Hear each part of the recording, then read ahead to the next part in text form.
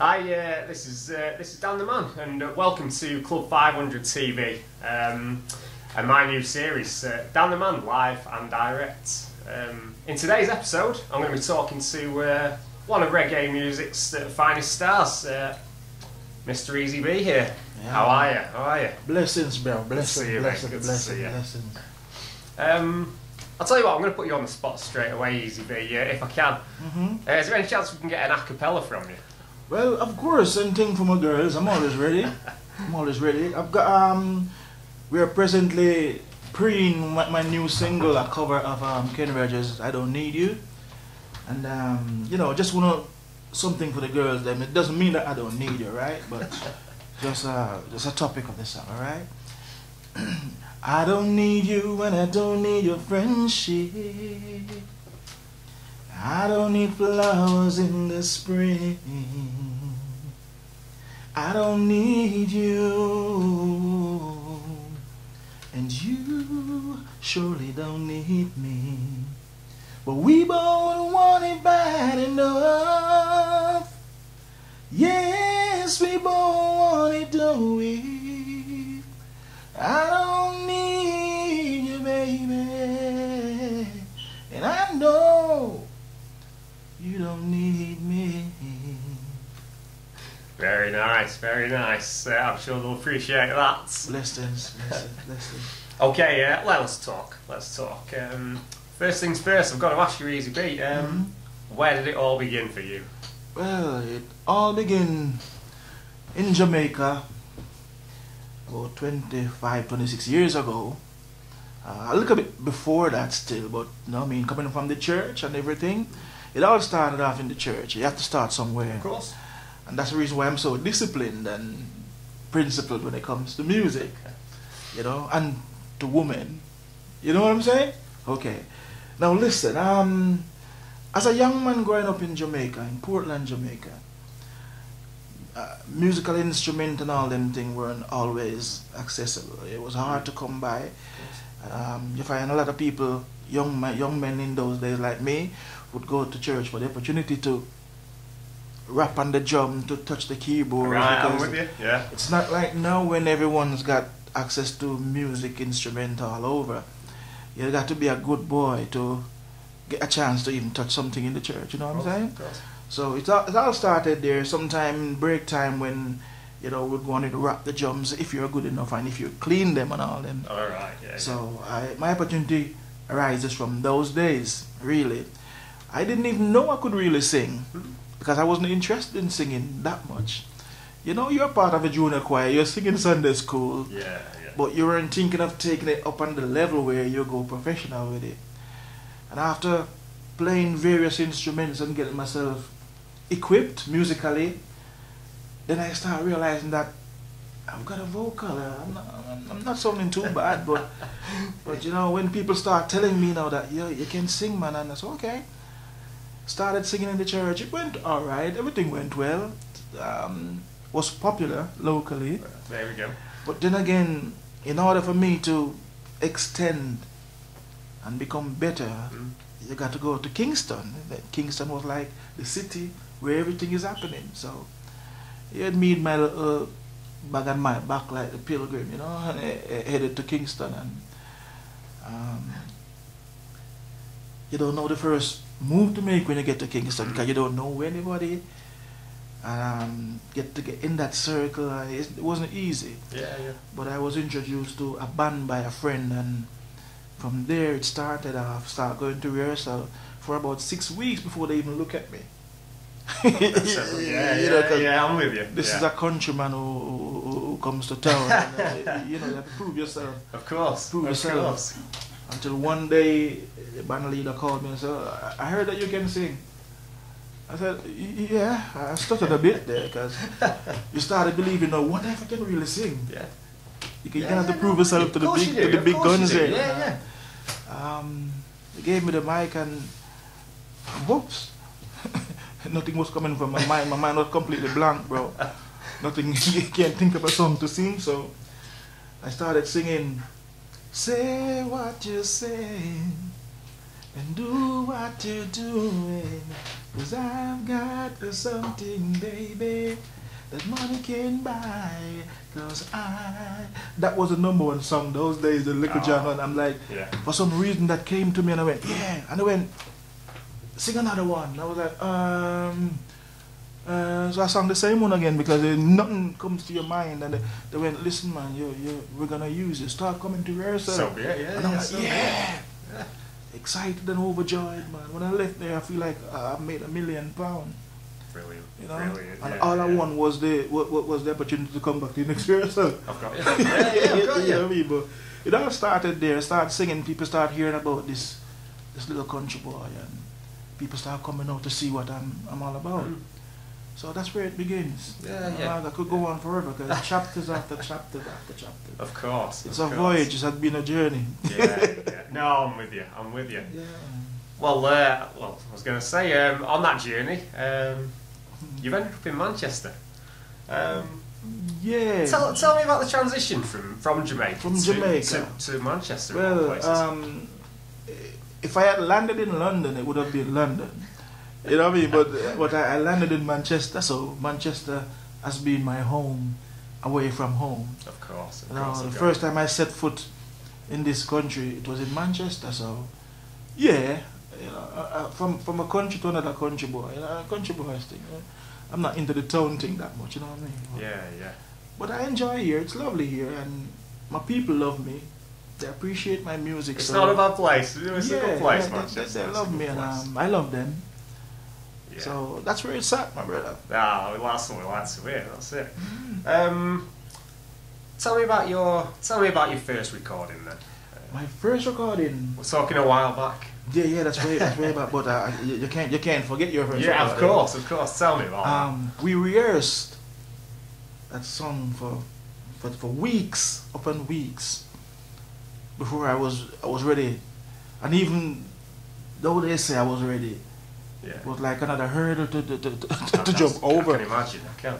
And those days you got like the reel-to-reel tape. This wasn't like now in you know, you have to make sure you're precise and ready. So when you go first take, if you don't make it first take, you ain't gonna pass third take. You got to be spot on. Got you. So I'm from that era where you practice your music, you go and you deliver. I did a cover version of the song "Lonely Is the Night."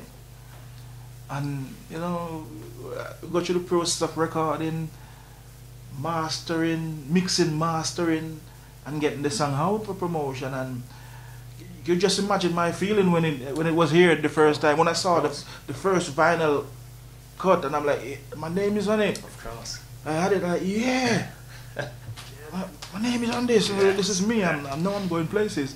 That's what I thought. You know? So we went with them to the radio station. It was JBC then, Jamaica Broadcasting Corporation. And now for you to go and speak to a representative, there's gonna be another hard thing because they're the man who interviewing people every day and big artists, and you're like, whoa, what are they gonna say about this song? And I just hope they don't ask me to sing. You know, I'm like, I just hope they don't ask me to sing. But it went well. We had an interview and we were running out of time, and that was a good reason. That was my escape route. I didn't get to sing it. But they did feature the song, and it was a joy hearing people calling in and saying, yeah, the song sounds good, the artist sounds good. Yeah, I was on cloud 9, man. Yeah, of course you would be. Of course you would be. Yeah, it was good. My first record, and I'll never forget. Excellent. You know, and that was only the first step. When I actually went back home now, to my country, in the country, and everybody see me stepping off the bus and the song. I was going to say, how was the reception over there? It was like, even though I was broke in my pocket, I was like rich. I'm like, yeah. But I didn't need that money because people was buying me things. You know? Oh, there you go. Yo, welcome home. The star is home, innit? So from then on, and I mean, I've never looked back. No, of course. Straight ahead. Of course. There's always opportunities opening up somewhere for Easi. Yeah. You know what I mean, musically, because I've been told I've got a very good vocal, and I started believing it myself now. What do you think? I think we can vouch for that. Yeah, I think we can. So that's where I'm at, man. You know what I mean? I'll tell you what. Now we've come on to that. Should we have another little medley? What do you reckon? Well, no problem. I've done this song previously. It was a hit in Manchester in the chart, called "You Sang to Me." You know, it's like one of them songs that stays with you. I don't. Let me tell you something. Firstly, whenever I sing this song, I'm always being hassled, right? So I'm good, just a little, so you could know, so you could know that it was done by me, right? And the great Sam Brown. Oh, the man himself. The great Sam Brown, yeah. The great Sam Brown actually produced this song, and it was on his label and everything. It went well, and tell you what, he got more recognition than me on this song. I'm going to actually sing it. But it's okay, because I let him out because I'm brown and he's brown, and somewhere along the line might be brothers, you know. There you go. There you go. I just wanted you to comfort me when I called you late last night to see I was falling into love. Yes, I was crashing in love. Oh, of all the words you sang to me about life, the truth, and being free. Yes, you sang to me. Oh, you sang to me. Yeah. Very nice. Very nice. Yeah, we're liking that one. I wanted to ask a question regarding another song of yours, Black Man's History. Yeah. What's the story behind that song? Black Man's History was done nearly 20 years ago. Yeah. It's one of my biggest hits in the UK. Yeah. You know, and it was one of them songs for the time. You know, we were going through a lot of ups and downs. You know what I mean? Being black, it's not easy doing reggae song in England. Okay. Because, I can appreciate that. Yeah. England is more like Bob Marley and dreadlocks and you know what I mean. And for me, a little ballad man, I sing. you know what I mean. It's like you got to push extremely hard. I can imagine. Even to be recognized in the So I've done that song, Black Man History, and basically it's just saying where is the black man's history. You know what I mean? Yeah. I think the page has been torn from history. Mm-hmm. Tell me why we hate each other so much, because there's a lot of stuff going on about black and even Black Lives Matter. But look, before we can have a change and have the result that we needed, we've got to learn to love each other first. Of course, yeah. You know, so instead of me as a black man fighting against a black man or even fighting against a white man, we need to know where we're going, where we're coming from, what's the reason for all this. And charity begins at home. So before I can love my neighbor and love somebody else, I've got to love my wife, of course, my children, and other people. And the Bible specified that you should love your neighbor. Now that's one of the hardest things, because we have some very unscrupulous neighbors sometimes. But it was written that you have to love them, isn't it? So there you go. Love is not a one-sided thing. We've got to learn to exercise love in every aspect.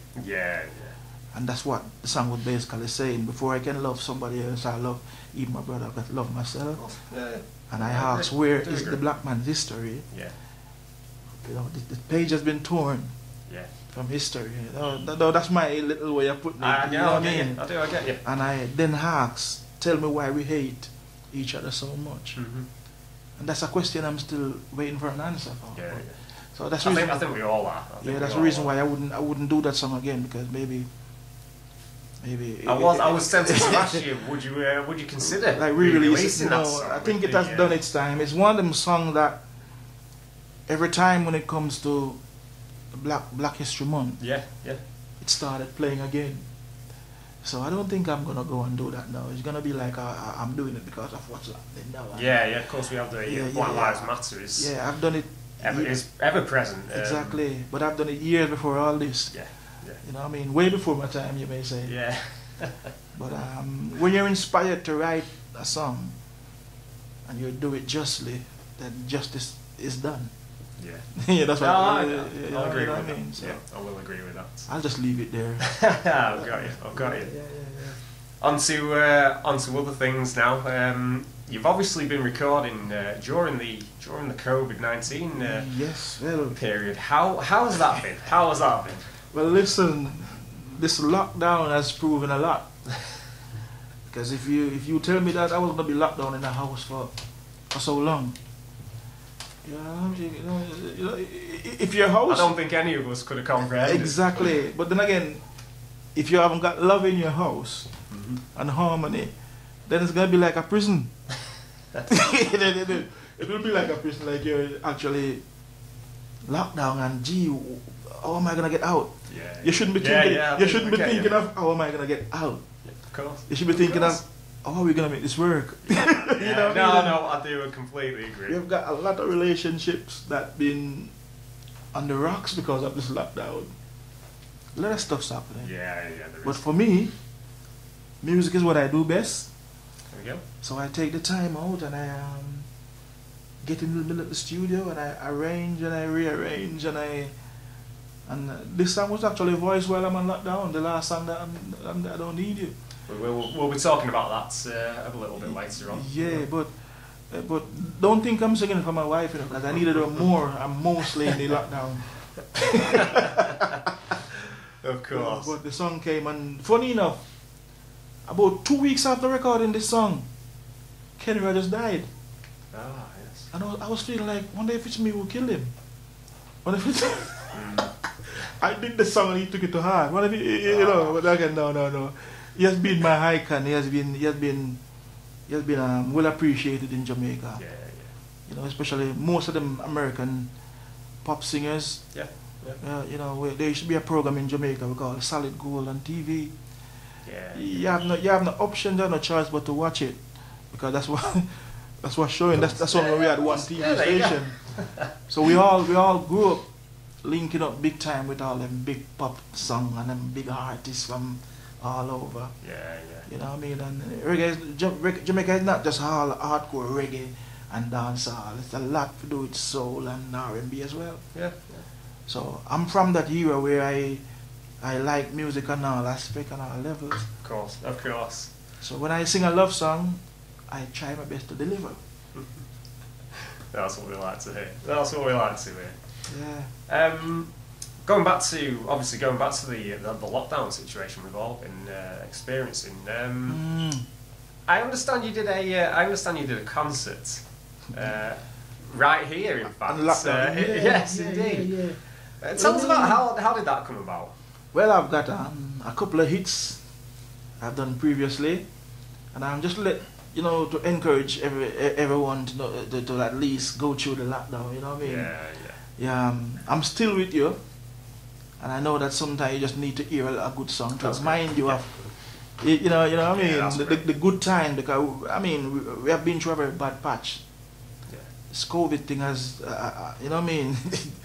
It wasn't easy getting through. As a matter of fact, we're still going through it because we're still on lockdown. Yeah. So we find a way to deliver our music on that stage. There you go. Yeah, and I'm glad for the person who actually comes up with this idea. Well, it's a great idea. Because I mean, just imagine being on lockdown and you can't watch. There's nothing to watch. It's fantastic. Exactly. To make these things happen. Exactly. We have watched everything on TV and repeat. We watch it 2 or 3 times because of course. And all the TV channel was stopped, and is CNN, international news, BBC news, because we want to know what's happening with this virus. We do. So with the concert, with the live virtual concert, they kind of take your mind away from all the stress for a while and a bit of hope, saying that we got a ray of hope here. We can still watch your favorite artists. Yes. Exactly. Performing. You know what I mean? It's something getting used to, because we don't know what's going to happen even tomorrow. That's correct. Yeah. So I did a concert, you know what I mean, courtesy a Club 500. It was indeed. They came into my home and take me out and you know what I mean, during lockdown. They're great people. It's got to be great. You have to appreciate that. There we go. You've heard it right here. You have to appreciate that. I take it how was the reception for the concert? Well, it's good as usual. Yeah.